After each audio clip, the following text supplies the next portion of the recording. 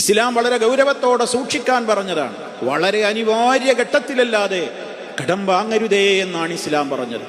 ഈ കാലഘട്ടത്തിൽ ഇഷ്ടം പോലെ ഒരു വലിയ അഭിമാനം എന്ന നിലക്ക് തൻ്റെ പേഴ്സുകളിൽ ക്രെഡിറ്റ് കാർഡുകളുടെ കൂമ്പാരവുമായി നടക്കുന്ന എത്രയോ ആളുകൾ ബാങ്കുകളുടെ കെണിയിൽപ്പെടുകയാണ്, ബ്ലേഡ് കമ്പനികളുടെ കെണിയിൽപ്പെടുകയാണ്.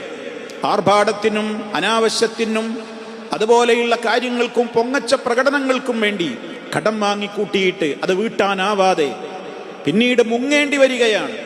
ആളുകൾക്കിടയിൽ നിന്നവന് മറ്റൊരു നാട്ടിലേക്ക്, പരിചയമില്ലാത്തൊരു നാട്ടിലേക്ക് ഒളിച്ചോടി പോകേണ്ടി വരുന്നു.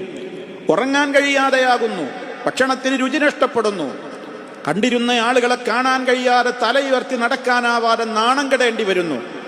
5 നേരം നിസ്കാരത്തിന് തൻ്റെ ജമാഅത്തിന് പോയിരുന്ന പള്ളിയിലേക്കോ ജുമഅക്ക് പോയിരുന്ന പള്ളിയിലേക്കോ പോലും പോകാൻ കഴിയാതെ അത്രത്തോളം അയാൾ നാണം കെട്ട ഒരവസ്ഥയിലായി മാറുന്നു.